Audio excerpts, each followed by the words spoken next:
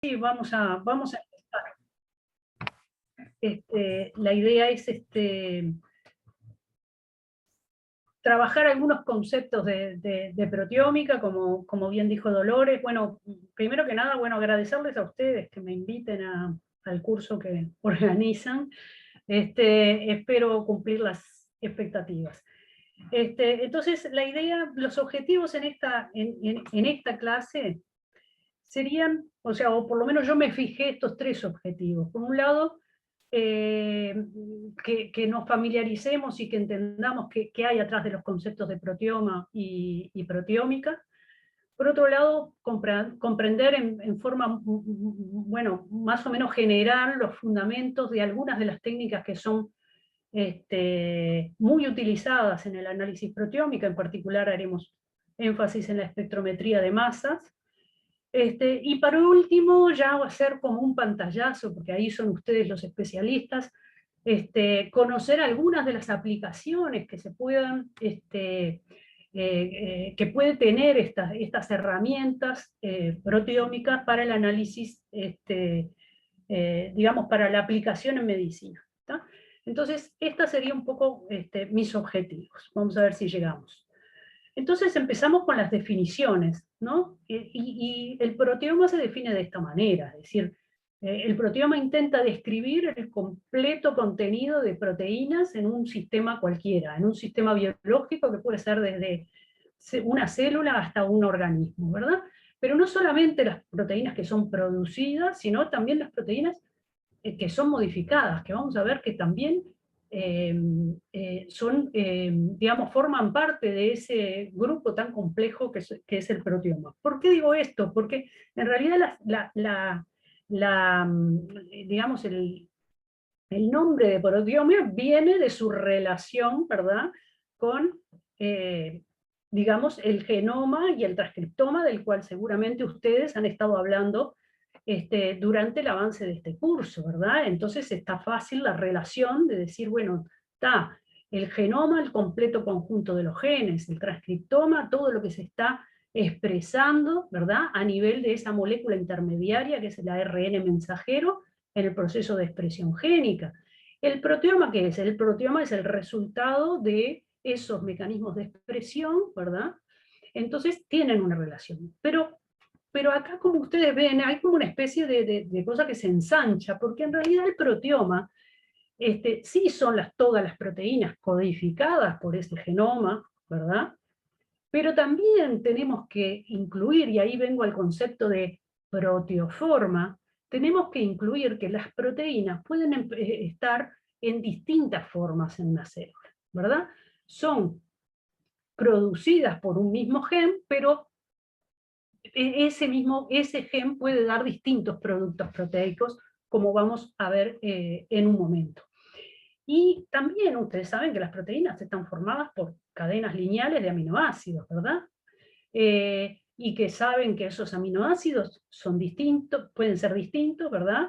Es decir, que se construyen con combinaciones de esos 20 aminoácidos que tienen propiedades físico-químicas diferentes, que además las proteínas, determinado en parte por su estructura primaria, es decir, por la cadena lineal de aminoácidos que las constituyen, forma estructuras secundarias, terciarias y cuaternarias específicas y de muy diverso tipo. Entonces, claramente, el proteoma, claramente entonces podemos, a partir de un mismo genoma, generar una muy importante representación de formas proteicas, de proteoformas diferentes. Y esto es así por mecanismos que ustedes también deben conocer, ¿verdad? Cuando decía un gen que puede producir distintas proteínas, distintas proteoformas, es porque en realidad muchos genes, ya sea por distintos mecanismos, aquí representado por el splicing alternativo, pero también por otros mecanismos, esos genes pueden ser expresados de distintas formas, dan lugar a distintos ARNs mensajeros, ¿verdad? Y esos ARN mensajeros ser traducidos para dar distintas proteínas. Bien, entonces ahí hay una fuente ¿verdad? de variabilidad en la forma en que se expresan las proteínas. Pero también en las modificaciones post-traduccionales. Las modificaciones post-traduccionales de las proteínas son todo un mundo. Ya sea modificaciones que podemos decir, bueno, permanentes, que en el proceso de expresión esa proteína se tiene que cortar, tiene que formar determinados enlaces covalentes, tiene que unirse a determinados grupos, sino también, y más importante aún, las modificaciones que están sujetas a regulación, ¿verdad? Como acá se ponen en estos 3 ejemplos, fosforilación, acetilación, metilación. Todas generan entonces distintas formas de las proteínas.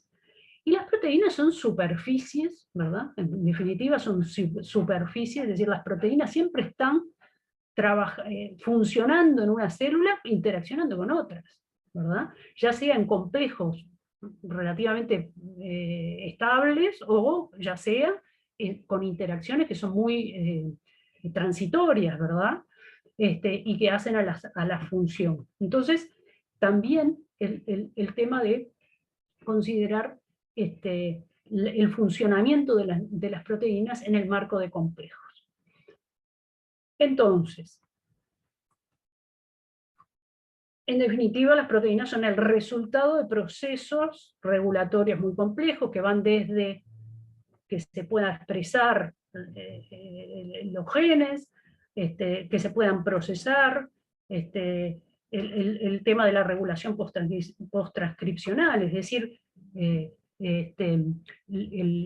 hecho de que una ARN esté en una célula no necesariamente quiere decir que entonces se va a traducir a una proteína, o cuánta proteína se va a traducir a partir de ese ARN va a depender de cuánto dure en una célula, es decir, estos mecanismos de regulación que seguramente ustedes conocen, todos juegan para generar ese mundo complejo que son las proteínas. Y solo para resaltar el papel que cumplen las modificaciones posttraduccionales, y porque vamos a ver que ese es uno de los aspectos que quiere, digamos, estudiar la proteómica, es que las modificaciones posttraduccionales, acá hay algunos ejemplos, pueden impactar en un montón de cosas en las proteínas. Pueden, por ejemplo, definir su actividad, ¿verdad? O pueden ser las que definen el turnover, digamos, la vida que va a tener esa proteína dentro de la célula.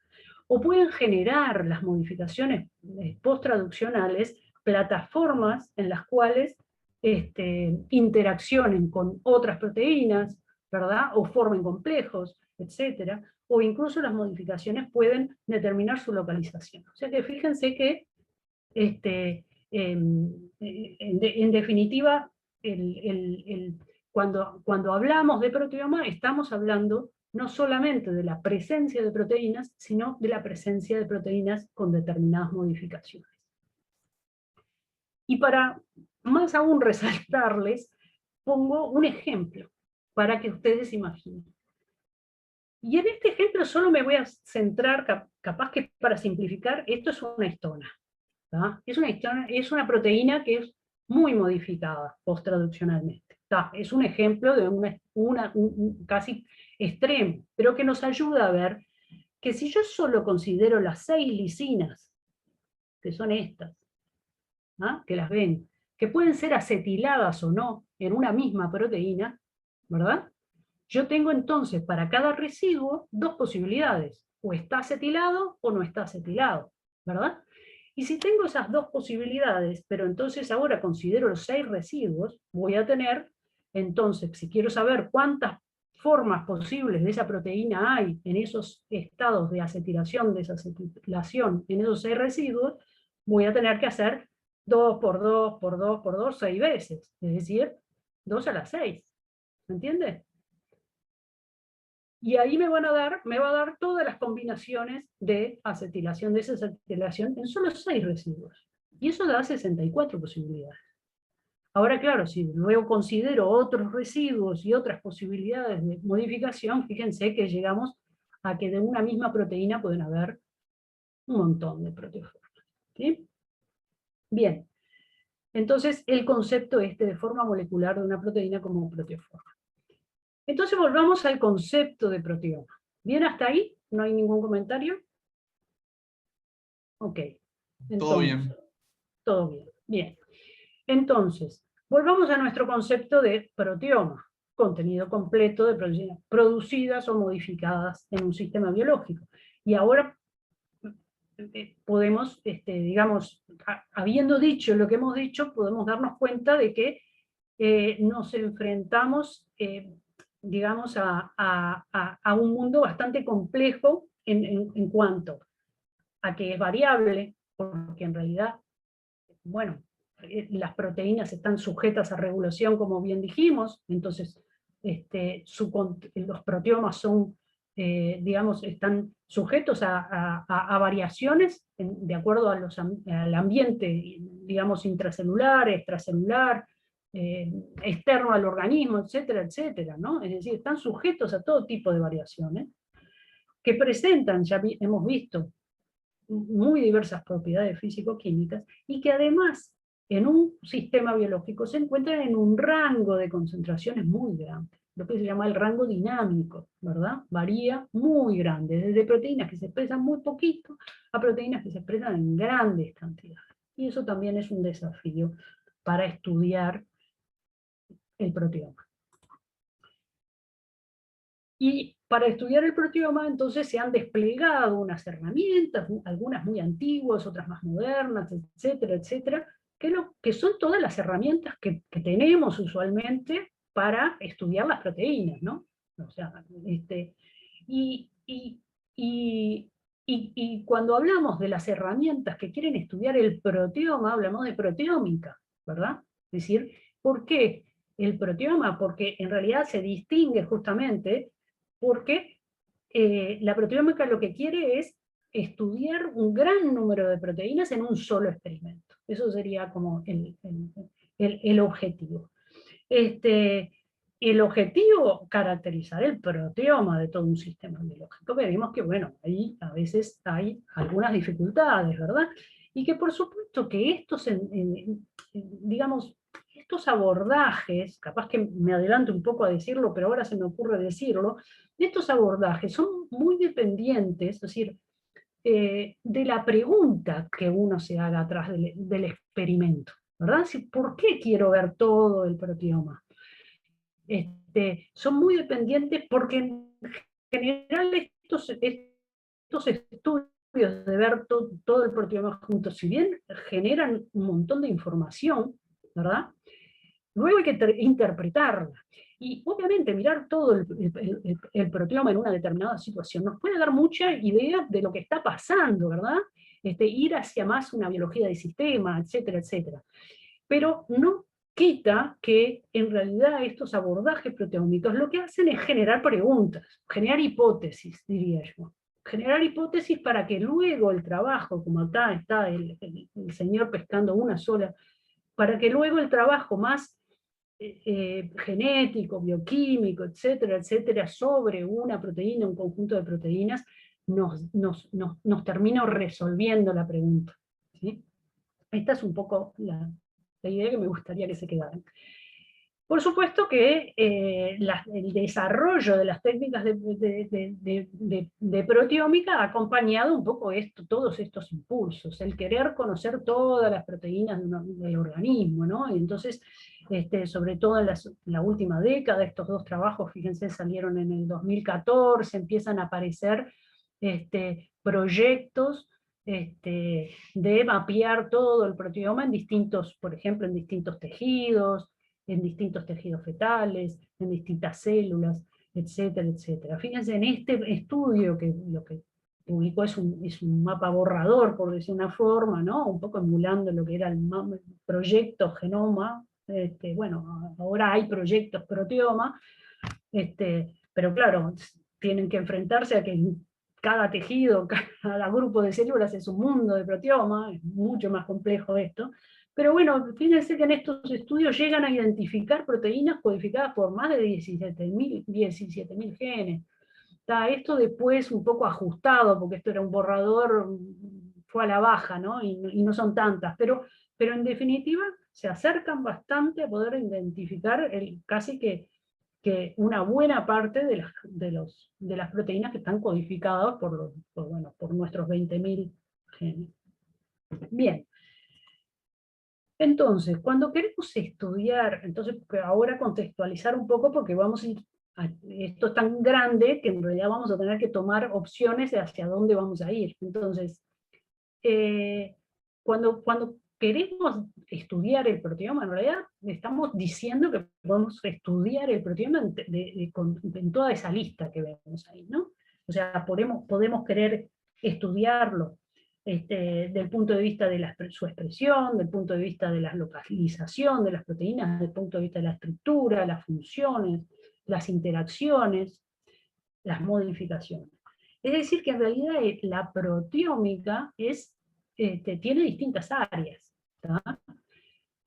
Por ejemplo, el área estructural, que trata de obtener información estructural, se apoya mucho en otras metodologías, ¿verdad? Que también generan información estructural. La proteómica funcional o de interacción se basa en muchas metodologías basadas en desarrollo por ejemplo, de inmunológicos y demás, etcétera. Es decir que, en realidad, y la proteómica de expresión, la proteómica que intenta, bueno, justamente describir todas las proteínas y cuantificarlas. Eso sería un poco la dinámica, la proteómica de expresión, y es acá donde nos vamos a quedar, básicamente. Por eso me gustaba traerles un poco que en realidad hay muchas ramas y sobre todo vamos a hablar de esta parte de la proteómica de expresión, describiendo algunas de las metodologías más usuales para su estudio. Entonces, ¿cuáles son las preguntas relevantes que nos podemos hacer? Yo acá de atrevida me puse a poner 4 así, pero en realidad hay muchísimas, son inmensas. Pero si queremos estudiar el proteoma de un sistema, de cualquier sistema, podemos querer preguntarnos, bueno, ¿cuál es la composición de proteínas de ese sistema? O cómo se expresan, ¿verdad?, en ciertos procesos biológicos, o cuánto difieren entre los distintos órganos, tejidos, o cuánto difieren en una situación con respecto a otras, por ejemplo, en una situación fisiológica, o en el contexto de una enfermedad, ¿verdad? O cómo responde ese proteoma a distintos estímulos externos, como puede ser un tratamiento, ¿no? Esto como a modo de ejemplo. Entonces metámonos, bien, si hasta ahí no hay comentarios, metámonos en los pasos que utiliza la proteómica. Y básicamente son estos 4, ¿no? Primero hay un paso en el que tenemos que obtener las proteínas, ¿sí? Obtenerlas todas las proteínas, porque estamos queriendo ver, bueno, todo el proteoma. Bueno, hay varios métodos, y este método no es, digamos, no es poco importante, es un paso importante porque se trata de tener una representación, ¿verdad?, de lo que ocurre, digamos, de no perdernos información. Bien, después de la extracción de proteínas, pasan todas estas técnicas que vamos a ver, pasan por una etapa de separación de las proteínas, ¿sí? Esta etapa de separación de las proteínas básicamente está dividida en 2. O se separan en geles, y vamos a ver en electroforesis, por ejemplo, o se separan en líquidos, es decir, se utiliza la cromatografía, ¿sí? En eso no vamos a meter luego. Una vez que se separan, o hicimos la separación, el análisis por espectrometría de masas, ¿sí? Que también vamos a meternos, y que en realidad es un conjunto de equipamientos y de técnicas que vamos a ver que tienen sus cuestiones, pero en particular vamos a hablar de algunas vamos a hablar de los principios básicos. Y por supuesto, la espectrometría de masa me va a dar información sobre la composición de ese proteoma, ¿verdad? Me va, como dice la palabra, a estimar las masas de ese proteoma. Y por lo tanto, otro aspecto muy importante es que la interpretación de ese volumen, de esa cantidad de datos, a través de un sistema de análisis de datos, ¿verdad? Computadoras, software, diseños digamos, herramientas de aprendizaje automático apoyados por las estadísticas para darle un valor a la información producida. ¿Sí? 4 etapas básicas. Entonces vamos a ir metiéndonos, no voy a hablar de la extracción de proteínas, pero sí voy a hablar de la separación, porque es una etapa clave. Y que dije que se basa en 2 métodos de separación de proteínas que ustedes deben conocer, unas las técnicas electroforéticas y otras las técnicas cromatográficas. ¿Sí?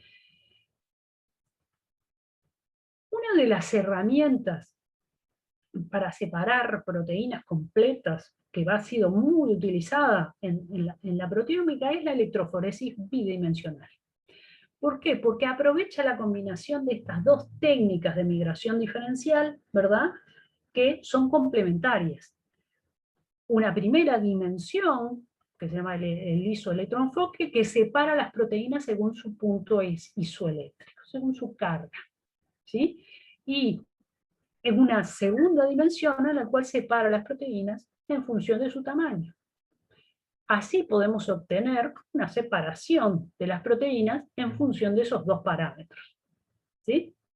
Estas técnicas, si bien es muy vieja, en realidad, en la década del 70, por ahí, fue puesta a punto, sobre todo porque antes se hacían en condiciones digamos, nativas, y era mucho más complicado, se puso a punto en estas condiciones para resolver un buen número de proteoformas, ¿verdad?, de distintas fuentes, y tuvo su gran importancia en los avances, para permitir los avances de los abordajes proteómicos, pero también es una técnica que tiene sus bemoles, como vamos a ver, y que si bien digamos, y que es muy útil en relación a la pregunta que nos queramos hacer, y ahora esto ustedes lo van a entender un poquito mejor cuando avancemos. Entonces, bueno, el isoelectroenfoque en principio es generar un gradiente de pH en el cual las proteínas, ustedes saben que las proteínas son moléculas anfotéricas, ¿verdad? Entonces, digamos, ellas van a poder migrar en ese gradiente de pH de acuerdo a su carga, ¿verdad? Y van a migrar, si aplico un voltaje, y eso es lo que hago en el isoelectroenfoque, van a migrar hasta que, digamos, encuentren un ambiente de pH en el cual sus cargas se compensen, ¿verdad? Su carga neta sea 0. Y esto es lo que se explica aquí, ¿no? Es decir, el principio es que, por ejemplo, una proteína que tiene un punto isoeléctrico de 6, ¿verdad?, cuando está en un ambiente por debajo de su punto isoeléctrico, estará cargada positivamente. Cuando está en un ambiente por arriba de su punto isoeléctrico, estará cargada negativamente. Y entonces, si yo acá aplico una corriente para que esta proteína se mueva, ¿verdad?, ella migrará, ¿verdad?, ya sea la cargada positivamente, ¿verdad?, o negativamente, hacia el lugar en el que se compensen las cargas, y ahí se enfoca, es lo que se dice, se enfoca. ¿Se entiende? Entonces, este principio combinado con una segunda etapa, ¿no? Acá estaría nuestro isoelectroenfoque de cada una de estas rayitas, es una proteína que se separó de acuerdo a su punto isoeléctrico. Si luego entonces porque es un gel en realidad, ese gel ahora se lo hace migrar en una segunda dimensión en una electroforesis en presencia de SDS, es decir, desnaturalizando las proteínas y cargándolas todas negativamente. Ahora ya no importa la carga, ahora solo aplico una corriente, me van a migrar en función de su tamaño. Entonces, así voy a generar este tipo de mapas, ¿sí? Y como yo les dije, esto permitió bueno, sobre todo en las décadas pasadas, dar una buena cuenta de los perfiles proteómicos en muchas situaciones, en muchos organismos, etc. Permite resolver alrededor de 5.000 spots por gel, puede, según el tema de cómo se detecten, generar, digamos, ser detectadas cantidades bastante chicas de proteínas. Es sensible a las modificaciones post-traduccionales, porque si hay una modificación post-traduccional en una proteína que afecte su tamaño, o que afecte su tamaño sensiblemente, como para poder verlo en un gel, o su punto isoeléctrico, las veremos como proteoformas diferentes, como isoformas de esa proteína. Y cumple con el objetivo de ese flujo que yo les decía de la proteómica, que es aislar las proteínas. Porque si yo ahora agarro alguno de estos puntos, yo tengo una proteoforma aislada, ¿sí? Ahora, claro, no todo es tan sencillo, y evidentemente es una técnica muy, muy sujeta a varias limitaciones, ¿sí?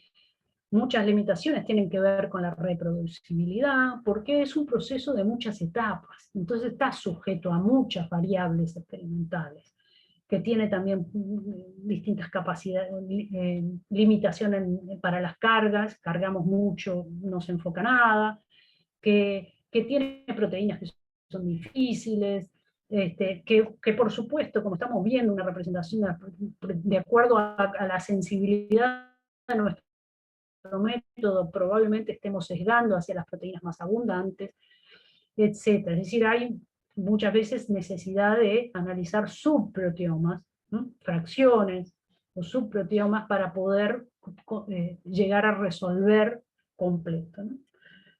Ahí encontré una frase que me hizo acordar a los tiempos en que hacíamos estas cosas y que costaba mucho justamente la reproducibilidad y que este tipo de técnicas te hacen sentir más artista que científico, ¿no? Bien, pero justamente estas metodologías de separación de proteínas, ¿verdad? Y que hacían obtener un mapa del proteoma, el proteoma hasta de lo que podíamos resolver, ¿verdad? Con esta metodología, claramente permite comparar situaciones. Y esto es lo que se hizo para muchas aplicaciones en medicina, por ejemplo, en este estudio, la posibilidad de comparar un tejido normal de un tejido tumoral, ¿verdad? Y la posibilidad entonces de identificar proteínas de expresión diferencial, ¿verdad? O proteoformas de expresión diferencial, es decir, en este caso, por ejemplo, ellos encuentran diferencias en una familia de proteínas donde las muestras que provienen de tumores encuentran regulado a la baja una determinada forma de estas proteínas que están muy relacionadas con regulación del ciclo celular y demás. ¿Sí? Entonces, le digo que este es uno de los métodos que, sobre todo en el pasado, se usó para separar proteínas. ¿Qué es lo que sigue después? Este sería como el flujo que le fui contando, ¿no? El de construir los mapas 2D, el de, por supuesto, hacer un análisis de expresión diferencial, esta proteína está acá, es esta misma que está acá, etcétera, etcétera, y luego aislarla. ¿Para qué aislarla? Justamente una de las es para estudiarla, y una de las herramientas a las que se recurrió para estudiar esas proteínas aisladas es la espectrometría de masa. ¿Sí? Y bueno, ¿y qué es la espectrometría de masa? Bueno, es una técnica analítica, es una técnica que sirve para determinar la masa molecular, no solamente de las proteínas, de muchos compuestos, pero que ha sido muy utilizada hacia la aplicación en la proteómica. Y en realidad lo que mide es la relación masa-carga. ¿Por qué? Porque lo que necesita el aparato es que las moléculas estén en fase gaseosa y que estén cargadas, que estén ionizadas. ¿Sí? Así que el aparato lo que va a hacer es detectar esos iones, ¿verdad? Y producir una información. ¿En qué consiste un espectrómetro de masa? Básicamente el esquema tiene estas tres etapas. Por un lado, la muestra, que en nuestro caso son las proteínas, deben ser ionizadas, como les dije. Por otro lado, tiene que haber una etapa en la que se separen, ya sean los iones o fragmentos de iones, vamos a verlo, y después en una etapa en la que se detecte, ¿verdad? Esto se convierta en información leíble y se analicen esos iones. Entonces, ¿cómo funciona un espectrómetro de masas? Bueno, tiene un poco estas partes. ¿Sí? Por un lado, un dispositivo para introducir la muestra. Por otro lado, una fuente de ionización, porque tenemos que ionizar nuestras moléculas.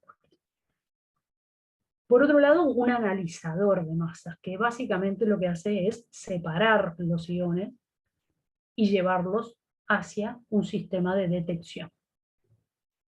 Y por último, obviamente todo esto se acopla a un sistema de datos, ¿verdad? A una computadora que traduce esta información en espectros, como vamos a ver. Equipamiento muy diverso y que ha tenido enormes desarrollos en los últimos años. Uno de los clásicos equipamientos de espectrometría de masa, además de primera generación, ¿no? Es decir, por ejemplo, el Malditov. Y otros mucho más modernos son, por ejemplo, el Orbitrap. Entonces, pero no importa. Lo que importa es mostrarles que en realidad todos funcionan básicamente con esas partes que les conté. Las diferencias entre estos equipos es, por un lado, entre los sistemas de cómo ionizan la muestra. ¿Sí? Mientras que en el MALDI ioniza la muestra en un soporte sólido, en el ESI, bueno, en el electrospray, lo hace en un líquido. Y después en lo otro que se diferencian los equipos, y acá funciona mucho como módulos y demás, es en el analizador de masa. El analizador de masa lo que crea, de alguna manera, son campos eléctricos o campos magnéticos que les permiten separar iones. Eso es básicamente cómo funcionan. Algunos funcionan como trampas de iones donde los iones oscilan, otros funcionan donde los iones en realidad van haciendo trayectorias y en función de las trayectorias que van a ser en función de su masa carga, etc. ¿Tá? En definitiva, el cómo se mueven esos iones es lo que registra el equipo para obtener una relación de masa-carga de cada uno de esos iones. ¿Cómo se detecta? ¿Cómo se resume una vez que se detecta? En un espectro de masas. Ahora, ¿qué le doy al equipo? Al equipo le doy en realidad no, le puedo dar las proteínas enteras, por supuesto. El equipo va a poder medirme la masa de una proteína. Ahora, si en realidad mi abordaje es, yo quiero conocer todas las proteínas de un proteoma, quiero llegar a la identificación de esas proteínas, en realidad la información de una proteína completa es bastante pobre, porque es solo su masa molecular, y cómo hago para distinguirla de una que tiene una masa molecular muy parecida. Es decir, Entonces, acá lo más útil es romperla en pedacitos. ¿Por qué?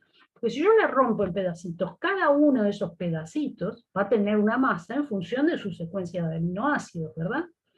Y entonces voy a poder construir con más precisión la identidad de esas proteínas en el espectrómetro de masa. Y básicamente lo que se hace, se usa una enzima, se hace una digestión enzimática de las proteínas. Se usa mucho la tripsina, se pueden usar otras enzimas, pero esta corta detrás de lisinas o de argininas. Entonces, más o menos se calcula que en general, en promedio, de acuerdo a la frecuencia de esos aminoácidos, para todas las proteínas se pueden obtener rangos, no sé, de entre 500, 600 a 3000 Daltons, ¿no? Péptidos que pesen ese rango, ¿no? Y que son bien aceptables para ser registrados por un espectrómetro de masa. Así que nuestra fuente en realidad son péptidos, lo que le vamos a dar al espectrómetro de masa. Y les decía que los sistemas de ionización son diferentes. Metámonos un poquito más. Lo que ocurre en un MALDI es que en realidad funciona sobre una matriz cristalina que cristaliza junto con la muestra, ¿verdad? En un soporte sólido. Aquí se podría ver, por ejemplo, la muestra en esa matriz cristalina, ¿sí? Y esa muestra va a cristalizar en todos estos agujeritos, de manera que yo puedo haber sacado, aislado un determinado número de proteínas y cada una de ellas, la digiero, y los péptidos resultantes de cada una de esas proteínas los voy a colocar en cada uno de estos agujeritos, ¿verdad? O sea que lo que le ofrezco al espectrómetro de masas es esa placa como el sistema de ingreso de la muestra. Ahora aplico un láser de alta energía, que lo que va a hacer es que esa muestra, digamos, por desorción, salte prácticamente al mismo tiempo que se ioniza. Esto hace que entonces ahora la muestra salga protonizada. Normalmente se ionizan los péptidos por protonización, ¿verdad? Entonces adquieren carga positiva y pueden viajar, ¿verdad?, a través del analizador a una velocidad determinada por su relación de masa-carga, de acuerdo a su masa. Los que sean más pesados les demorarán más en viajar y llegar al detector, los que sean más livianos llegarán antes. Así entonces el espectrómetro va detectando la información de esos iones provenientes de cada una de estas muestras. ¿De acuerdo? ¿Cómo funciona el electrospray? Que es lo otro. Estos sistemas, que son un poco los sistemas más de gran escala que se están usando ahora, se acoplan así como en el Malditov decíamos, bueno, podemos venir de un gel o bueno, no importa de dónde vengamos. En este caso, en general lo que se acopla es un sistema de cromatografía líquida. Un sistema de cromatografía líquida que es el que me va a operar para separar los péptidos. Lo vamos a ver un poquito mejor después, pero en este caso quiero resaltar que el sistema de ionización, el principio de esta ionización digamos, es diferente porque ocurre en líquido, pero es básicamente aplicar un campo eléctrico de alto voltaje a un capilar a medida que este líquido va saliendo. Cada uno de estos podrían ser un péptido, ¿verdad? Y de tal manera que entonces, a medida que el líquido va saliendo y aplicando ese campo eléctrico de alto voltaje, se me generan toda una lluvia de gotitas, ¿verdad? Cargadas eléctricamente, que a medida que van expandiendo, se van perdiendo digamos, se van evaporando, van perdiendo el solvente y terminan como iones. Y eso otra vez entra al equipo, al analizador, al detector, etc. Estos es básicamente los dos principios de ionización del MALDI, de los espectrómetros de masa, del ESI en este caso. Ahora bien, yo les decía hace un rato que romper una proteína, es decir, digerir una proteína con una enzima, nos genera información, ¿verdad? Porque en realidad cada uno de estos péptidos generados va a tener una determinada masa en relación a su carga, ¿sí? Y cuando el equipo registra lo que se llama una huella de masas peptídicas correspondiente a esa proteína. Es casi como una huella digital de esa proteína, porque su perfil de masa, que va a estar determinado por su secuencia, es único. Puede llegar a ser único, ¿sí? Digamos, si vemos un espectro de buena calidad y podemos analizar el conjunto de las masas generadas a partir de la digestión de esa proteína. ¿Sí? Entonces, como cada espectro, digamos, resume un conjunto de masas que son propias de cada proteína, entonces yo puedo utilizar esa información para pedirle a un banco de datos que me contraste el espectro obtenido en el espectrómetro de masa con un espectro, digamos, generado in silico a partir de que conozco en las bases de datos, ¿verdad?, de proteínas, todas las secuencias de las proteínas. Entonces yo puedo, en la base de datos, interrogar mis datos de espectros contra espectros teóricos generados a partir de conocer todas las secuencias de las proteínas en la base de datos. ¿Se entiende? ¿Cuál es el principio de esto? Justamente que como yo uso una enzima que sé dónde corta, puedo entonces predecir sobre una secuencia lineal de aminoácidos teórica qué péptidos y por lo tanto de qué tamaño se me generarían, ¿sí? Si por ejemplo lo someto a un análisis por espectrometría de masa. Entonces, si yo comparo la lista de masas experimentales con la lista de masas calculadas, puedo deducir o puedo darle identidad a esa proteína. ¿Sí? Y esto lo hago obviamente con software, con motores de búsqueda, ¿verdad? A las que justamente le tengo que decir en qué base de datos me tiene que buscar, le tengo que decir que digerí las proteínas con tripsina, por ejemplo en este caso, le puedo dar información acerca de si espero que estén modificadas de alguna manera, y por lo tanto, y además le doy mi lista de masas. ¿Sí? Así que, entonces, estas herramientas de búsqueda permiten, luego, por supuesto, con un análisis estadístico, adjudicar a cada espectro de masas una identidad. Una consulta. Sería, sí. ¿Y te permite detectar, por ejemplo, modificaciones o alteraciones patológicas en algunas proteínas? Porque en realidad Sí, tenés como la estructura, sí. no sé, natural. Sí, te permite ver, por ejemplo, cuando vos hablas de modificaciones o situaciones patológicas, te referís, por ejemplo, a alguna modificación posttraduccional, puede llegar a ser lo que esté distinto en una situación con respecto a otra.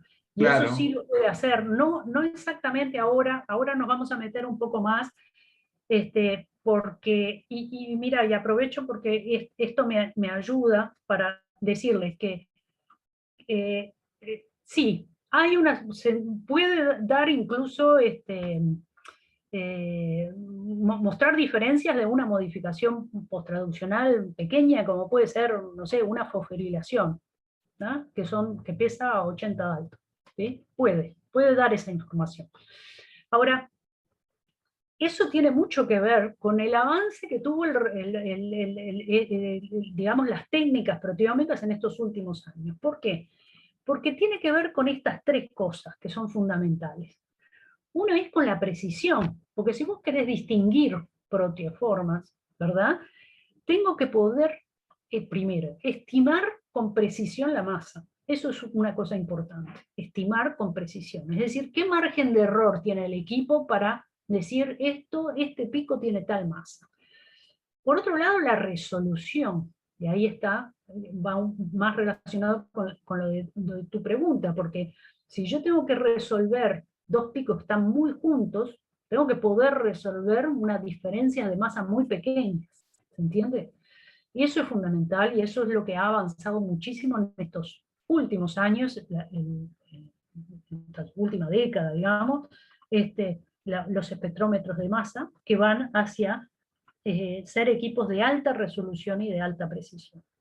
Y por supuesto el otro parámetro al que va ya un poquito después, porque ahora hay equipos de ultra sensibilidad, el tema de la sensibilidad. ¿Por qué? ¿Por qué? Bueno, porque la proteómica no se quiere quedar atrás, y así como existe la genómica y transcriptómica de única célula, ¿verdad? La proteómica quiere ir también a ver el proteoma de una célula, imagínense. Claro, juega con desventaja, porque con los ácidos nucleicos tenemos herramientas para poder amplificar, para poder copiar fielmente, ¿verdad?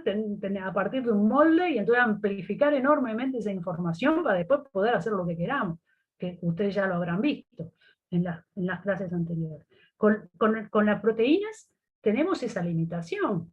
Es decir, hasta que no inventemos algo que copie proteínas o péptidos, de una manera más automatizada, digamos.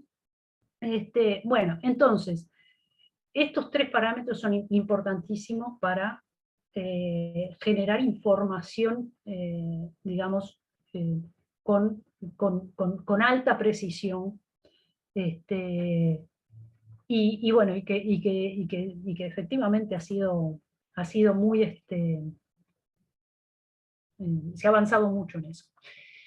Entonces, pero hay dos abordajes de la proteómica, que ya lo fuimos un poco delineando. Estoy hablando de la proteómica de, digamos, sin previa hipótesis, ¿no? Quiero ir a ver si encuentro la diferencia, a ver qué es lo que pasa en esta situación con respecto a esta otra situación. Quiero ver todo, no tengo una hipótesis de que quiero ir a ver esta proteína o esta otra, ¿se entiende? Entonces, en esos abordajes hay, digamos, como dos posibilidades. O un abordaje más de, bueno, separo las proteínas primero. ¿Cómo las separo? Fíjense, por ejemplo, con los geles bidimensionales. ¿Sí? Separo las proteínas, luego las digiero y se las ofrezco al equipo, una por una. ¿Qué obtengo? Información, ¿verdad?, de cada una de ellas por separado. ¿Sí? Esto es un abordaje. Pero hay otro abordaje de mucho mayor escala, ¿no? Más el shotgun, que se llama, que es, en realidad, voy a agarrar el proteoma, pero no voy a separar las proteínas, voy a digerirlas todas juntas. ¿Está? Le meto tripsina y digiero todo. Ahí se me mezclaron todos los péptidos. ¿Sí? Luego paso por un sistema de cromatografía líquida para separarlos, en función de ciertas propiedades, por ejemplo, por su hidrofobicidad y demás. ¿Está? Entonces ahí se los voy ofreciendo al equipo. Entonces yo la información la tengo toda junta, y el equipo, a través de los sistemas de identificación, ¿verdad?, a través de traducir la información de masa, carga de cada uno de los iones generados y fragmentos de iones, como vamos a ver, te dice, bueno, en esta muestra está esta proteína, esta. ¿Se entienden los dos abordajes? Y esto es lo que se llama como la proteómica top-down, ¿verdad? Que es que va primero, extraigo las proteínas, de repente me interesan unas, entonces voy a esas proteínas aisladas, y voy a su identificación por espectrometría de masa, o la otra, que es bottom-up, es decir, voy a no aislar las proteínas, sino, perdón, no digerir las proteínas, sino, sí, no aislar las proteínas previamente, sino digerirlas todas juntas, ¿verdad? Y eso me genera información. ¿Cuál puede ser la ventaja, desventaja? Bueno, obviamente este sistema es un sistema mucho más, mucho más, eh, eh, más de gran escala, ¿verdad? Pero hay algo que en realidad en el sistema top-down es importante, que es que acá, por ejemplo, imagínense estas proteínas que tienen distintas modificaciones posttraduccionales. Si yo estoy analizando los espectros generados de cada una de esas proteínas previamente aisladas, yo podré resolver que esa proteína tiene esta modificación más esta otra, más esta otra. Acá, en realidad, yo estoy viendo péptidos modificados, pero luego si esos péptidos modificados provienen de una misma proteína o de proteínas diferentes, ya no lo puedo ver. ¿Se entiende? Esta herramienta me permite, por ejemplo, estudiar combinaciones de modificaciones posttraduccionales. Pero les venía anunciando que en realidad lo que hace el espectrómetro de masa no solo es obtener las huellas peptídicas, los espectros, ¿verdad?, de huella peptídica, que por cierto no les expliqué, ahora que me acuerdo, cómo se construye un espectro, pero bueno, capaz que por lo menos no surgió la pregunta. Un espectro se construye, vamos a mirar en este caso, ya muy esquemático, acá en el eje de las X es la relación masa-carga, ¿verdad? Es el rango de masas-cargas que detectó para esa muestra, y en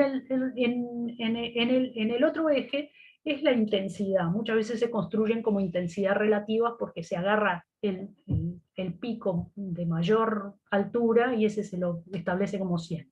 Pero no importa, la intensidad lo que tiene es que está relacionada con la cantidad de veces que llegó ese ion al detector. ¿Tá? Básicamente es una estimación de eso, del número de veces que ese ion fue detectado. Entonces, les contaba que ya sea por uno o por otro método, es decir, ya sea habiendo aislado las proteínas previamente, o ya sea teniéndolas todas mezcladas, ya sea por el método de ionización MAL, ya sea por el método de ESI, etc. Acá en este caso vemos un flujo de trabajo más acoplado a un HPLC, es decir, a una cromatografía líquida, pero ya sea por cualquiera de esos métodos, los espectrómetros de masas han incluido otros analizadores, otros dispositivos que le permiten hacer una segunda etapa, que es obtener el mapa de huellas peptídicas, ¿verdad? Por ejemplo, de una proteína, pero luego seleccionar un ion particular, ¿verdad? Eso quiere decir un ion correspondiente a un péptido particular, y hacerlo entrar en una cámara para fragmentarlo nuevamente. ¿Sí? Entonces esa nueva fragmentación va a generar un nuevo espectro, en este caso un espectro de iones de fragmentación. Y esto vamos a ver que es muy importante para llegar a la asignación, o sea, para llegar a la identificación de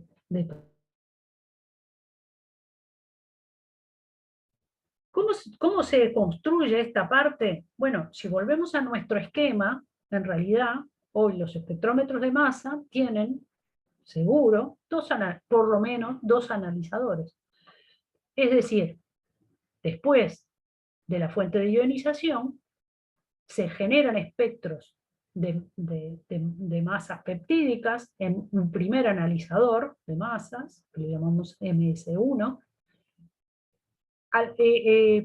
todos, uno, el que queramos, de los iones peptídicos entran a una cámara de colisión, donde se fragmentan nuevamente, y un segundo analizador, acá MC2, va a detectar ¿verdad?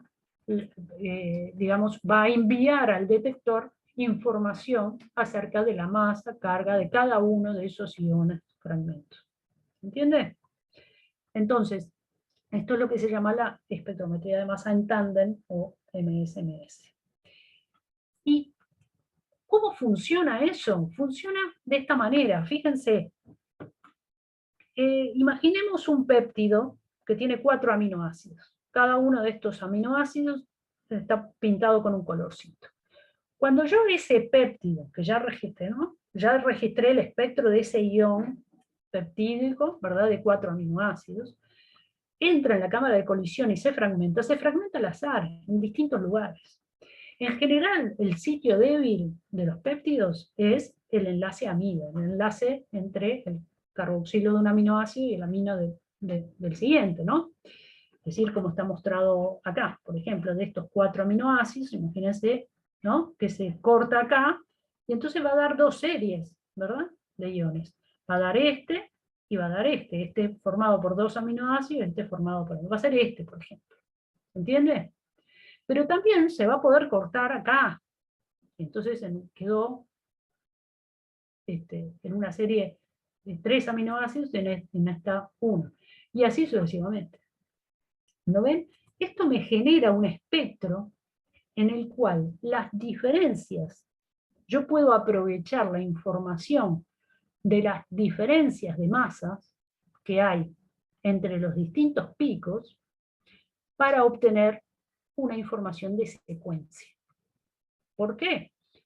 Porque justamente cada pico, como esos espectros se van a fragmentar en distintas partes, cada pico va a representar una determinada composición aminosídica de ese péptido. Para ser más abstracto, en un ejemplo casi ficticio, vamos a verlo un poquito mejor. Imagínense que yo tengo este espectro peptídico y de una proteína. Este es un espectro de una proteína. Y quiero analizar este pico de 1652 datos. Así que le digo al espectrómetro de masa que me seleccione este ion y me lo mande a la cámara de colisión, fragmentará, generará un nuevo espectro, ¿verdad? MS2, con todos los picos resultantes de la fragmentación de ese péptido. Entonces, normalmente, como el péptido no se rompe todo, voy a tener el pico más pesado, va a ser el ion molecular sin fragmentar, el precursor, este mismo, con la misma masa. Y después los demás van a ser los distintos productos de esa fragmentación.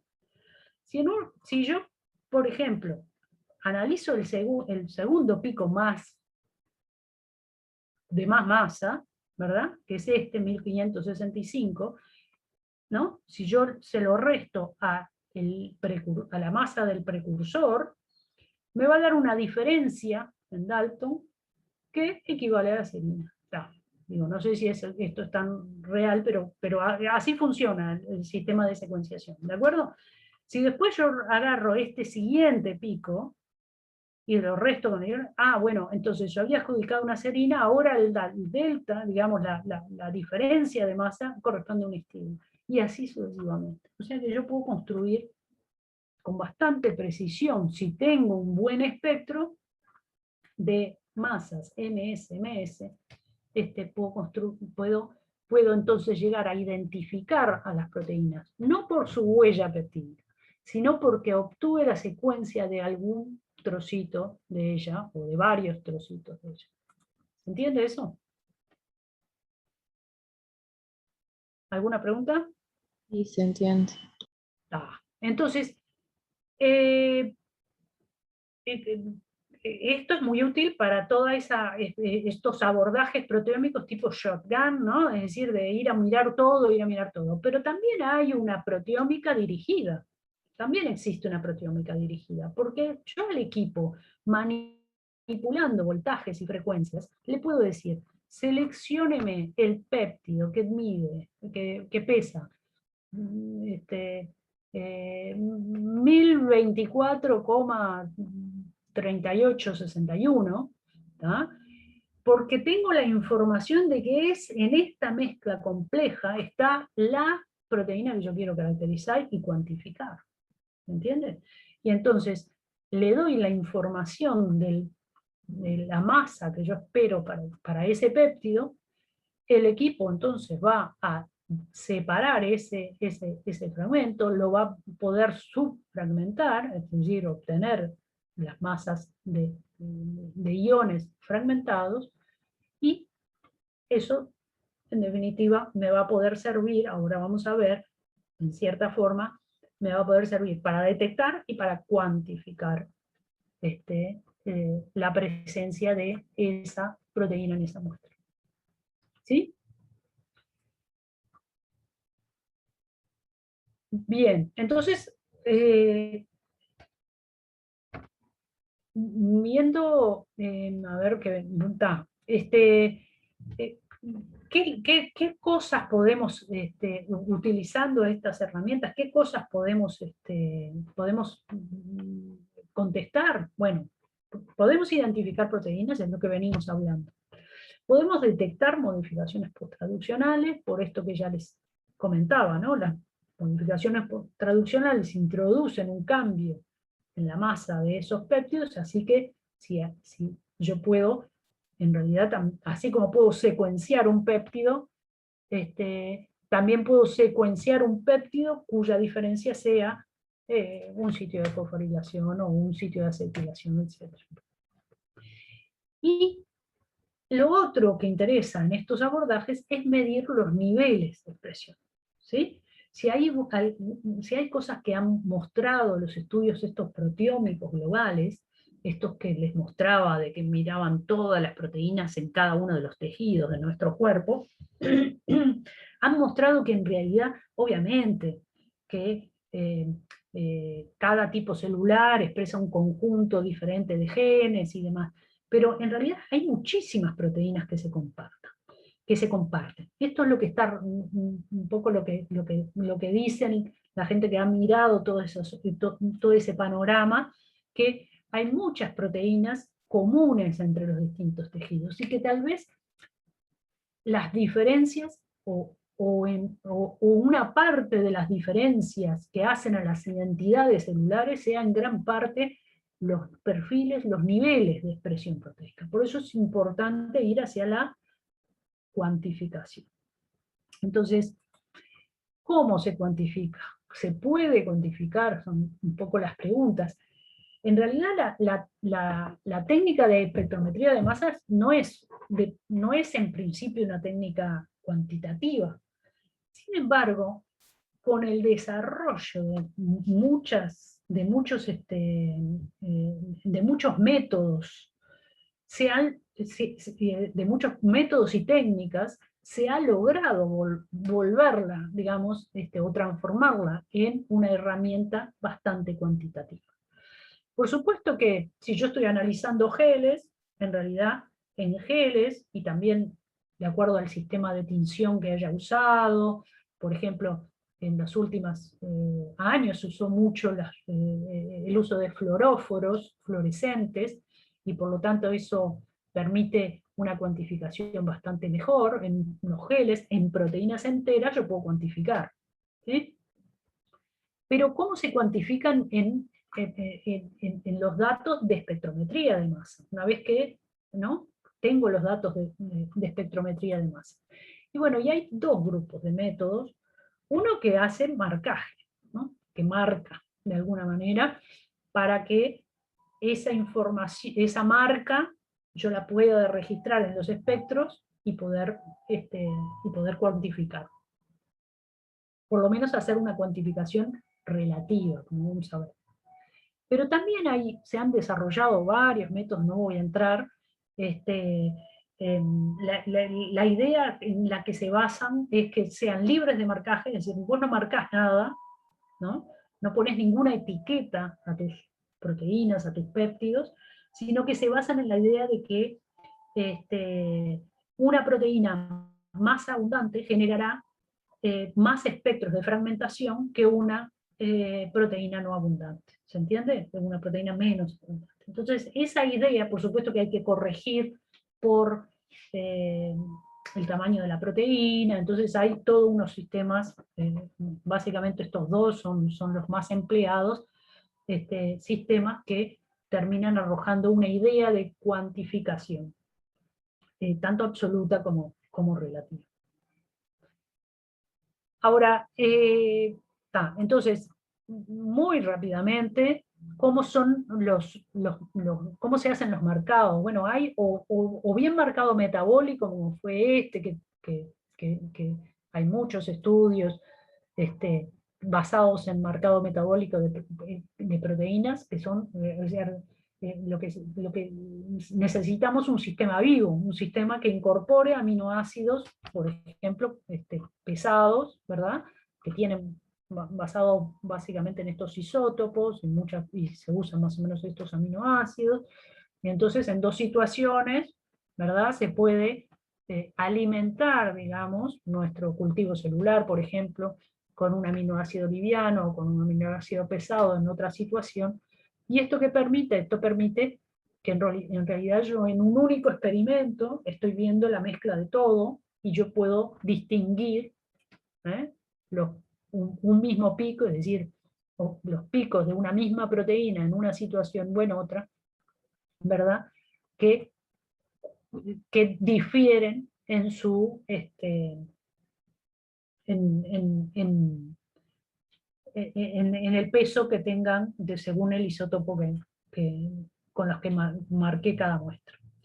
Y esto es básicamente también, aunque digamos con principios diferentes, lo que se usa en los otros sistemas de marcaje, que se usan mucho, muy actualmente, pues sobre todo el TMT, que es la modificación química de péptidos trípticos. ¿Cómo funciona esto? Bueno, funciona de acoplarle, es decir, a ponerle una etiqueta a todos nuestros péptidos, ¿no? Imagínense que tenemos dos situaciones, y entonces estas dos situaciones las marco, ¿verdad? Con un grupo reactivo, marco con una etiqueta, por ejemplo, liviana, o con una etiqueta pesada, esta otra situación. Imagínense que entonces esto representa, no sé, los péptidos de una proteína que acá se expresa poco, acá se expresa mucho, ¿sí? Entonces yo después entro corto todos los péptidos, ¿no? Digiero con tripsina, se los ofrezco al espectrómetro de masa, puedo mezclar todo, ¿sí? Y luego el espectrómetro de masas me va a arrojar dos tipos de picos. El pico que corresponde a los que vinieron de la muestra marcada con el isótopo liviano, pesado, perdón, y con el isótopo liviano. ¿Tá? Ahora, esto crea diferencias entre un mismo péptido, ¿verdad? Que ahora le puse distintas, como le pongo distintos isótopos, entonces en el espectro no van a estar en el mismo lugar. Entonces la nueva generación de métodos va más para el lado del marcado, pero isobárico, es decir, usar un conjunto, y acá se está mostrado por 4, pero se venden, por ejemplo, hasta 10 isótopos diferentes que pueden marcar 10 muestras, ¿verdad? Entonces la ventaja de eso es que justamente para los estudios de gran escala es que puedo pulear esas 10 muestras y correrlas en una sola corrida, ¿verdad? Dentro del espectrómetro de masa. Porque después yo voy a poder distinguir los espectros provenientes de cada una de las situaciones en función de cómo haya marcado cada una de esas muestras, ¿sí? Normalmente son combinaciones también ¿ven? Carbono 13 o nitrógeno 15, combinaciones que producen un determinado reportero, un determinado tamaño del reportero que va de entre 126 y 131 datos. La cuestión es que todos se distinguen por tamaño. Pero yo les decía que este sistema en realidad era isobárico. ¿Por qué? Porque en realidad el reportero se coloca al lado de un balanceador de tamaño. Es decir, que entonces, y después el grupo reactivo, que es el que va a reaccionar con el péptido para marcarlo, para ponerle la etiqueta, ¿no? Entonces todo este trío termina etiquetando un determinado péptido, pero dándole el mismo tamaño a todos. ¿Lo ven? A todos. Solo lo voy a revelar, fíjense que, entonces eso quiere decir que a diferencia del método anterior, yo voy a tener un péptido, el espectro correspondiente a un péptido, perdón, sí, a un péptido en todas estas muestras me va a correr exactamente en el mismo punto, porque tienen todas la misma masa, ¿de acuerdo? Y recién en el espectro de fragmentación de ese péptido es que yo voy a poder resolver las distintas etiquetas. Y eso da una enorme precisión para la cuantificación. ¿Sí? ¿Por qué? Porque entonces acá se va a romper el compuesto y va a dar, va a marcar cada uno de los, o sea, va a poder identificar a cada una de las muestras. Bien. ¿Hasta acá vamos bien o los apabullo? Seguramente. ¿Qué hora es? ¿Cómo estamos de hora? Falta muy poquito, ¿no? Estamos Bueno, bien, estamos bien. ¿estamos bien? Estamos bien mal.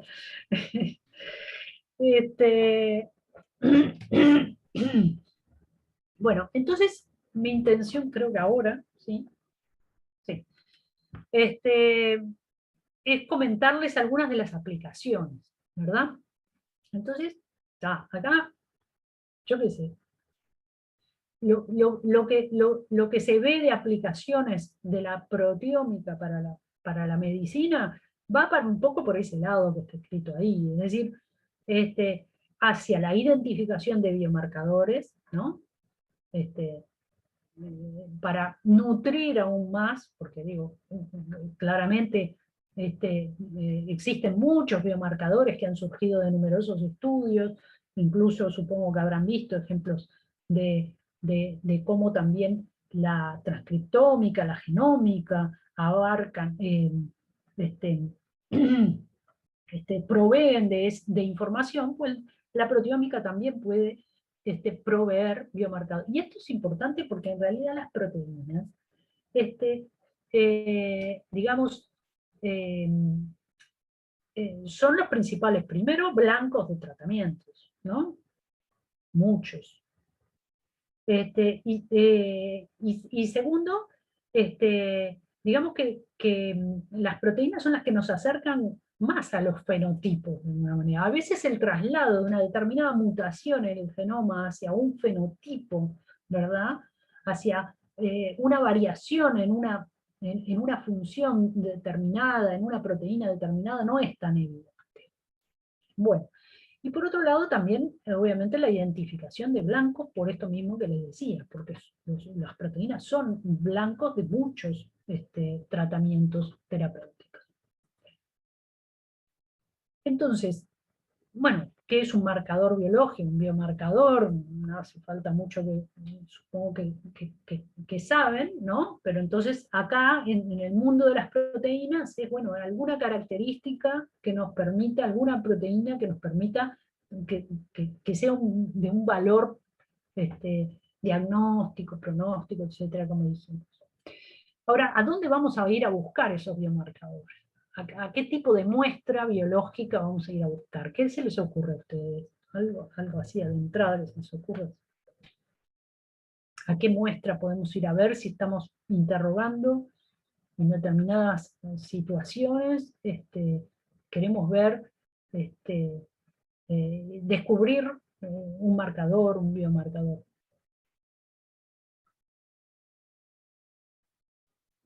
No se les ocurre.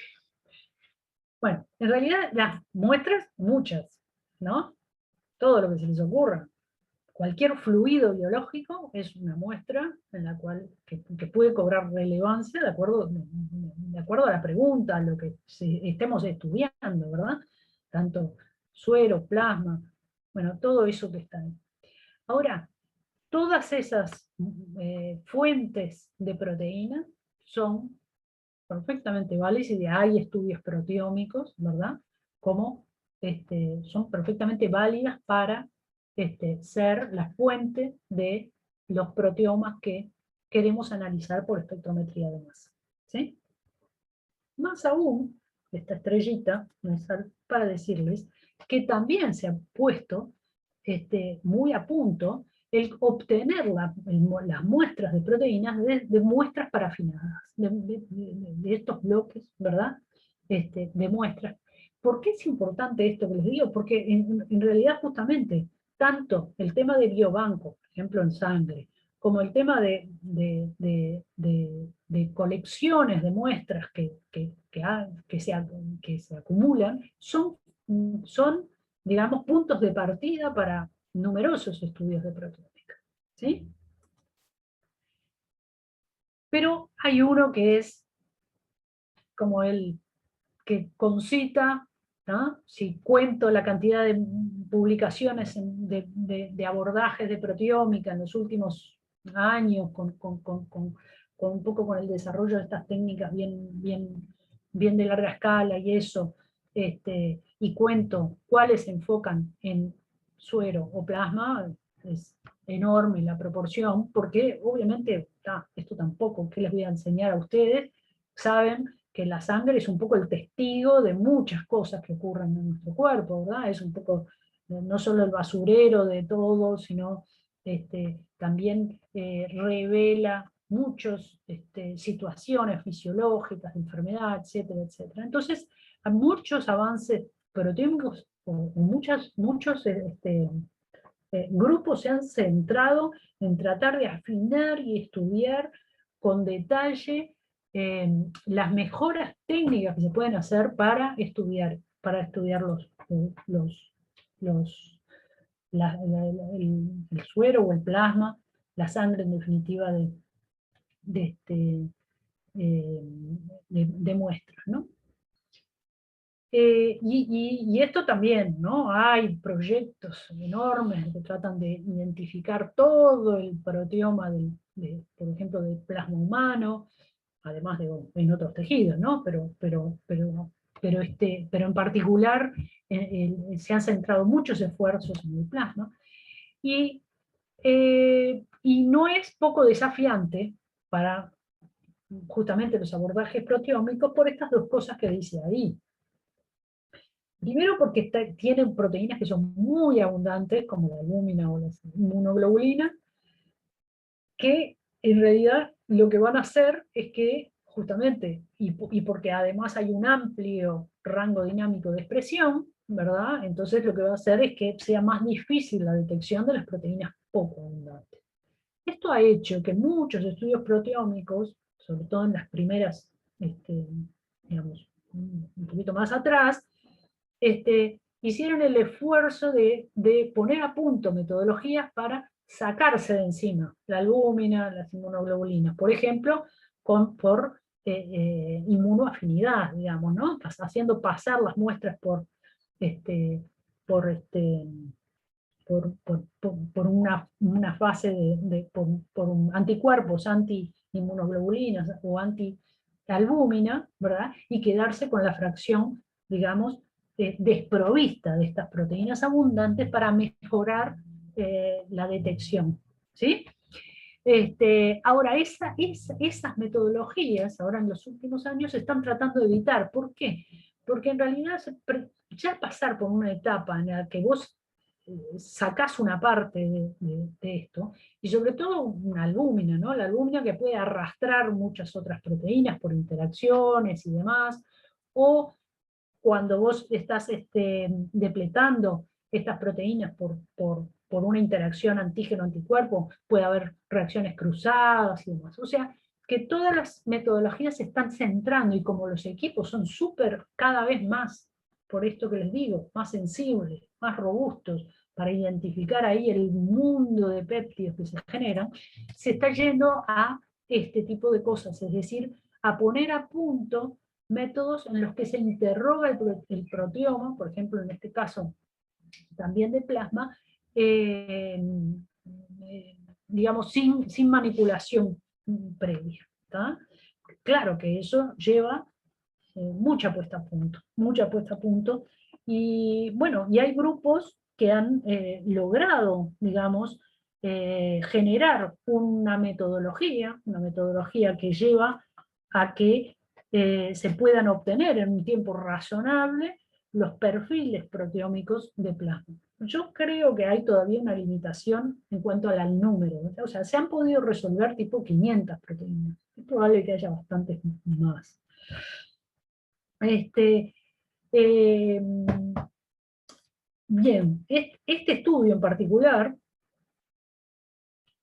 este estudio en particular, que fue uno de los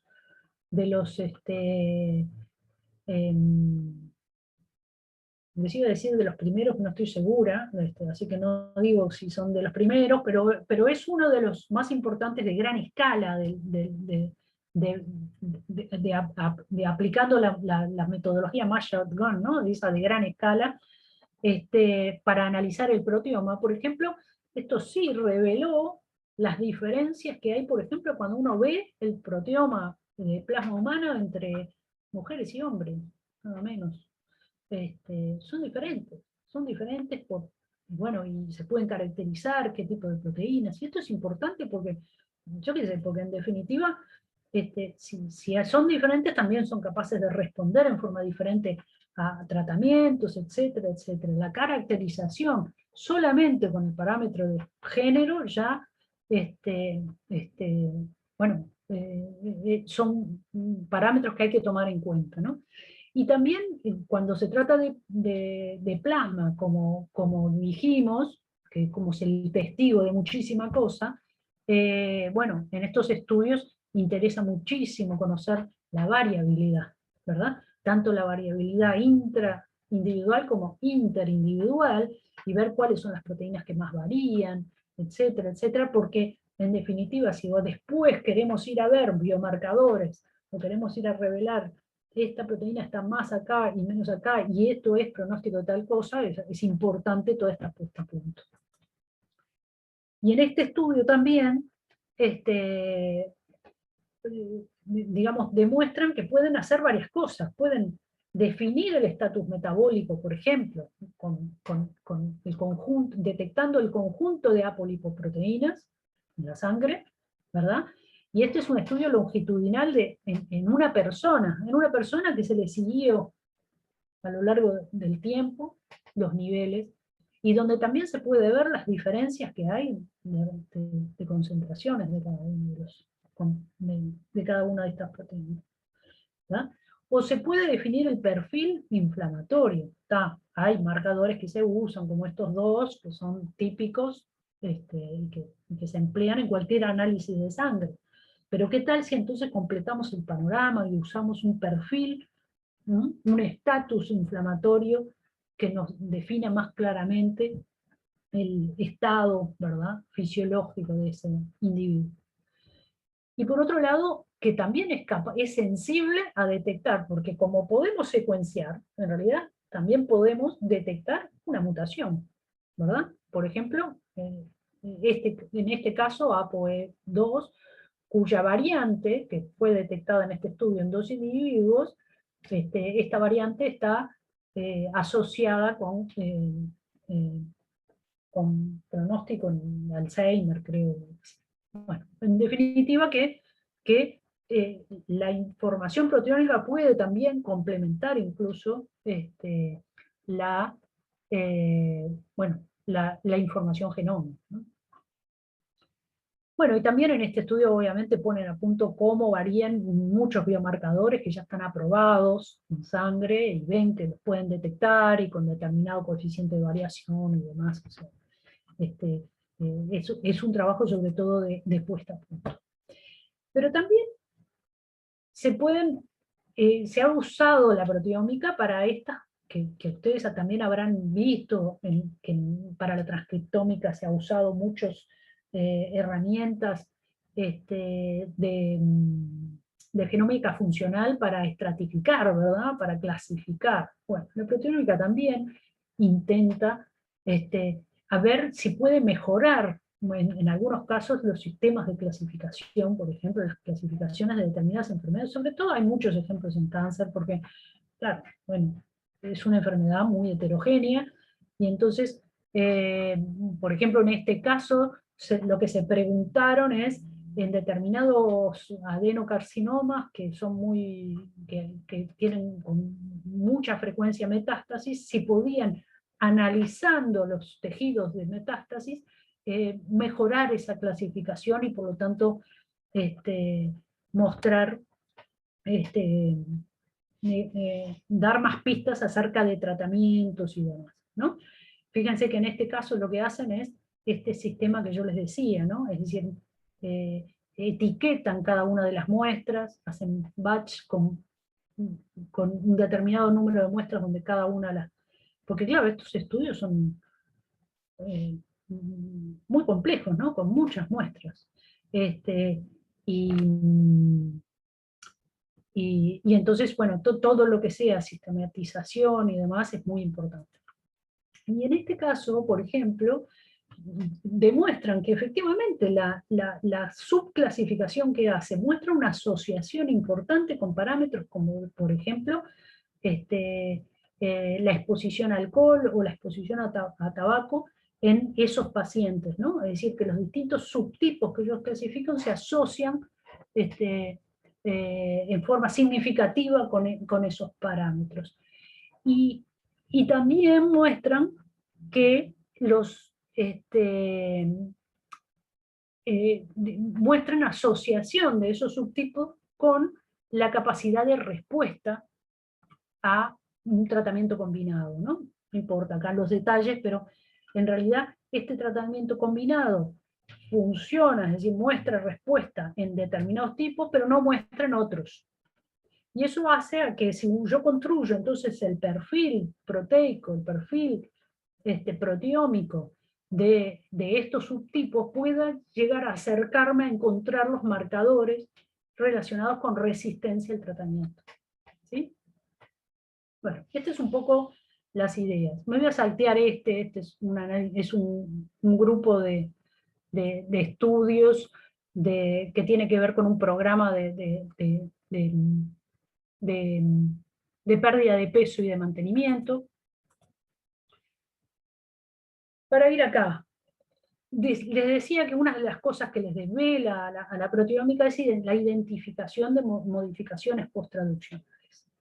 Ahora, las modificaciones post-traduccionales son subestequiométricas, es decir, muchas veces están presentes en muy pequeñas cantidades, y eso es un desafío para estos técnicos. Entonces, normalmente acá sí se pasa, se establece un método en el cual se pueda enriquecer, ¿verdad? Se puede enriquecer con los péptidos fosforilados. Y esto es lo que hacen, por ejemplo, acá, en este estudio, donde también es un estudio en el que tratan de hacer una clasificación de un tipo de cáncer, y en donde, entonces, una vez que aíslan todos los péptidos, los pasan por una fase de enriquecimiento. En este caso es una columna, no importa, ahí se usa un químico de afinidad al fosfato. ¿Sí? Y entonces lo que les ofrecen al espectrómetro de masa son los péptidos enriquecidos en fosforilación. ¿Sí? Y la información de o sea, porque acá la pregunta es, bueno, solo con la información de fosforilación, de perfiles de fosforilación diferentes entre estos pacientes, ¿puedo ayudar o puedo correlacionar con otros parámetros clínicos? Y efectivamente también lo hacen. También pueden clasificar y pueden incluso, porque claro, los péptidos fosforilados son el resultado de vías de vías de transducción de señales, normalmente de vías de activación de quinasas. ¿verdad? Entonces, mirando los sustratos, se puede deducir, y esto es lo que hacen en este estudio, deducen las vías, ¿verdad?, de activación, cuáles vías están activadas en determinadas situaciones, cuáles en determinadas otras. Y como las quinasas en realidad son blancos de muchos compuestos inhibidores, ¿verdad? Y la inhibición de quinasas ha sido exitosa para el tratamiento de enfermedades como el cáncer. Bueno, entonces con este tipo de estudios se puede llegar, bueno, en este estudio lo que encontraron es que esta vía, que antes no se sabía mucho, esta vía está hiperactiva en determinado grupo de pacientes. Bueno, pero entonces si existe un inhibidor, bueno, va por ahí. ¿Se entiende? O sea, que en realidad la proteómica va hacia la personalización, ¿no? O sea, o pretende, no sé es decir, acumula un montón de información en estudios de estos tipos con grandes cohortes para identificar y validar marcadores, pero luego también camina hacia a eso, ¿no? Hacia perfilar, es decir, hacia individualizar perfiles, ¿verdad?, proteómicos de los individuos que les ayuden a tomar decisiones o a integrarlas junto con otros datos de, por supuesto, suma relevancia que provienen de la clínica. ¿Sí? ¿Se entiende? Y que todo eso integrado, digamos, ayude a mejorar los tratamientos. Y les traigo un último ejemplo en relación a eso, porque es de este grupo que quiero que se queden, por eso puse la estrellita, quiero que se queden con el nombre de Matías Mann, porque es un experto en proteómica, es un físico matemático que trabaja en el Instituto Max Planck, que además estuvo en el laboratorio del tipo que se ganó el premio Nobel por haber desarrollado el sistema, es decir, contribuyó a eso, a desarrollar el sistema de electroforesis electrospray, que fue un antes y un después, el sistema de ionización electrospray, ¿no?, que ya les conté, que el premio Nobel es John Fenn. Su grupo ha estado obsesionado por justamente mostrar las aplicaciones que tiene esta técnica hacia el beneficio de la medicina. Y ellos publican este trabajo como una prueba de concepto, en el cual establecen, fíjense, es un caso, ¿no? Es un caso de una paciente con un caso muy raro de cáncer en el que es refractaria a todo tratamiento quimioterápico, y entonces ellos aprovechan en una cirugía a obtener muestras, ya sea del tumor, de las metástasis en pulmón, como de tejido que rodea, ¿verdad? Y entonces hacen todo el estudio y establecen un timing. Fíjense que en una semana entre que se hace la cirugía, se puede lograr toda la información de estas muestras. Bueno, también hacen secuenciación, pero ¿y a qué llegan? A que cuando analizan, esta es una forma de representar los datos de proteoma por estas especies de vulcano, plot, se llaman, donde lo que se hace, se ponen todas las proteínas que se expresan diferencialmente, es una forma de representarlo, capaz que ya lo vieron, no sé. Todas las proteínas del control están acá, o sea, del tejido sano, y todas las proteínas del tejido con metástasis está de este lado, ¿no? Y ellos les llama la atención esta proteína en particular, ¿verdad? Porque es un inhibidor, es una desmetilasa, porque es una desmetilasa, es una desmetilasa de histonas. Es decir, y fíjense que trabaja sobre justamente estos dos residuos de la histona H3 son claves para, es decir, para regular la expresión génica.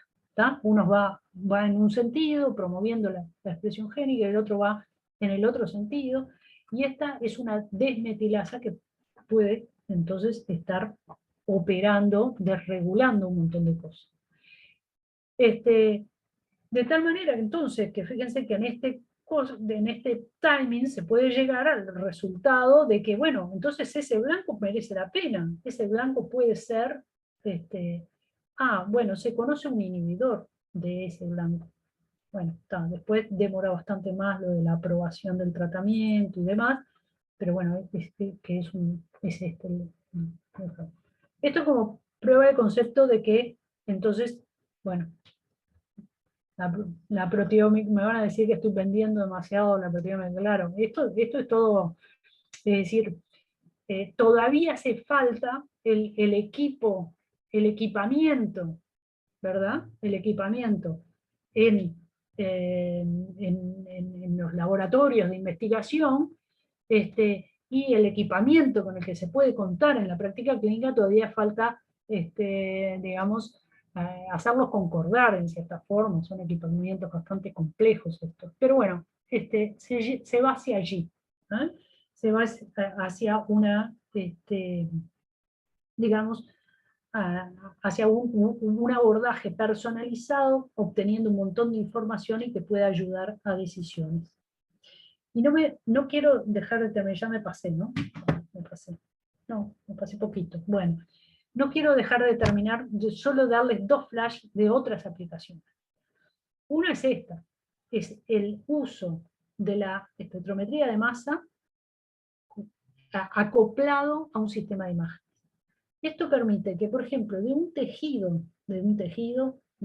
una lámina de un tejido teñido con una toxilina bocina, con L, se pueda generar por rasterización, ¿viste? Esos sistemas digitales, yo entiendo poco de eso, pero es como que transforman estas imágenes en señales que corresponden, digamos, en pixeladas, ¿no? En pequeños puntitos que representan a ese tejido, y luego ese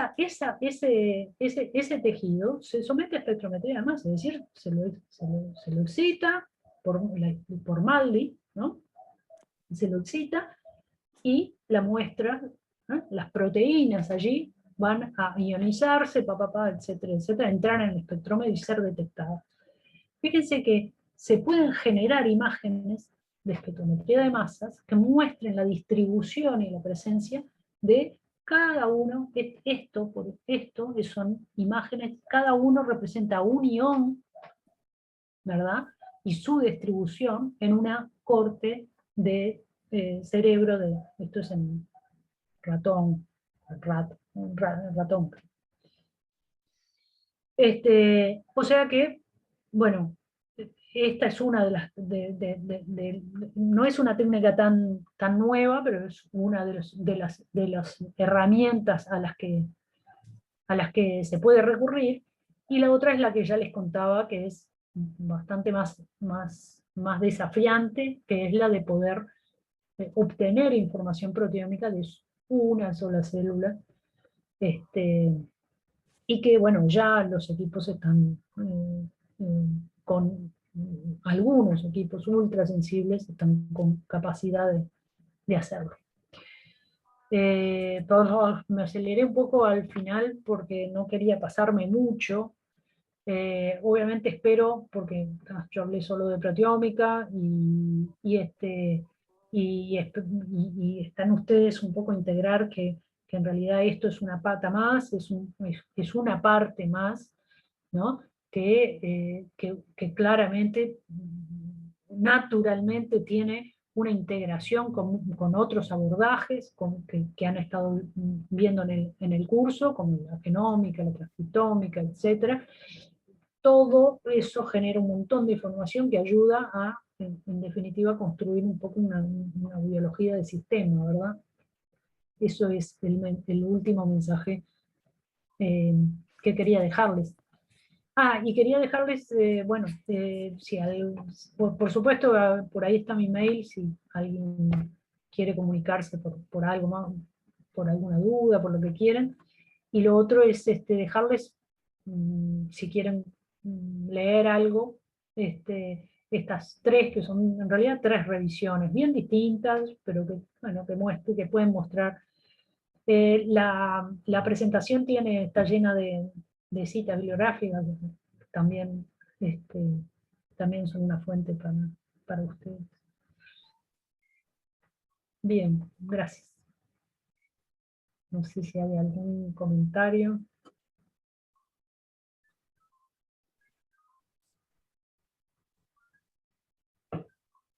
En lo personal no tengo ningún comentario, muchas gracias. ¿Alguna duda que tengan, algo que le quieran preguntar a Adriana? No, pero si nos puede pasar la presentación, porque esta es como que bastante distinta a la de Eva. Sí, porque esta es del año anterior, subimos, pero sí, se las vamos a subir y vamos a subir el video también. Está, Sí, genial. yo no sabía si ustedes por eso viste que puse incluso la bibliografía, me preocupé que ahí están todas las citas, como que si ustedes quieren usar la presentación, también ahí tienen la fuente de bibliografía que quieran consultar. Por supuesto en la selección que yo hice, ¿no? Porque hay muchísimo más material de lo que yo les pude haber mostrado. Pero bueno, que espero que les pueda servir por lo menos como punto de partida. Una pregunta. Sí. ¿Qué tantos costos tiene, por ejemplo, la práctica médica? Porque en realidad, si lo analizás, es bastante comprometedor para muchos tratamientos, ¿no? Sí, los costos, yo no soy la indicada para comentarte eso, porque la verdad, los costos los costos de hacer proteómica, sí, bueno, esos son costos razonables, porque en realidad lo más costoso, el equipamiento, obviamente, los equipamientos son de varios cientos de miles, millones. Son caros, ¿no? Los equipamientos son caros. Luego las corridas, bueno, sobre todo se gasta porque se utilizan las columnas, sobre todo el sistema de HPLC junto con el espectrómetro de masa, se satura, es decir, no podés estar haciendo correr muchas muestras sin cambiarlo. Y después el mantenimiento del equipo. Son costosos todavía. Y por eso era mi comentario al final que yo les decía, esto está todo muy lindo, pero falta ese traslado a lo que es la práctica clínica, que ahí sabrán ustedes más. ¿Qué pasa? Y les dije al principio, esto es un generador de hipótesis sobre todo. Está bien todo esto que les mostré al final, del grupo de Mann que se desvive por mostrar cómo la proteómica se puede acercar muchísimo a la clínica y proveer información.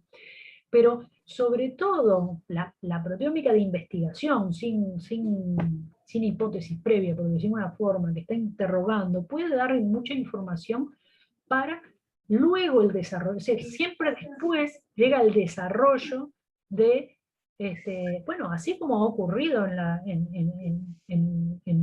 por otros abordajes, ¿no? Así como ahora, luego de estratificar y de caracterizar molecularmente las muestras de cáncer de mama, se decide un tratamiento, se decide si es ER2, si es, es decir, de acuerdo al receptor de estrógeno, bueno, tal tratamiento, tal otro, ¿se entiende? Es decir, al final lo que puede dar la proteómica, o no al final, digamos, una de las cosas que puede dar la proteómica es generar hipótesis acerca de, bueno, estos serán buenos biomarcadores para tal cosa. Bueno, entonces, bueno, hace falta ir toda la fase de comprobación clínica, etcétera, aumentando un número de casos de la muestra, etcétera, para llegar de repente a mejorar un panel, ¿no? Hacer un panel digamos, por ejemplo, de anticuerpos que interroguen a varias proteínas a la vez, como existen, ¿no? Existen este tipo de ensayos para poder tipificar, por ejemplo, las formas de una enfermedad. Entonces, sí, yo creo que tu pregunta iba por el lado de que sí, es complicada esa relación todavía, pero eso no invalida que mucha de la información que se genera de la proteómica puede ser empleada para trasladar a un ensayo clínico que ese sí sea perfectamente y razonablemente aplicado en la práctica.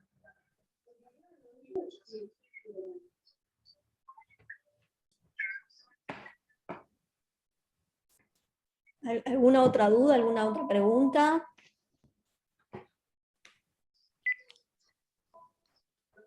Bueno, yo les agradezco la paciencia, espero que, bueno, que les haya servido, y ya, si no hay más. Disculpen que nos pasamos un poco, algunos minutos me parece. Voy a detener la grabación. Muchas gracias, Adri, estuvo buenísima la clase. Muchas gracias. Detengo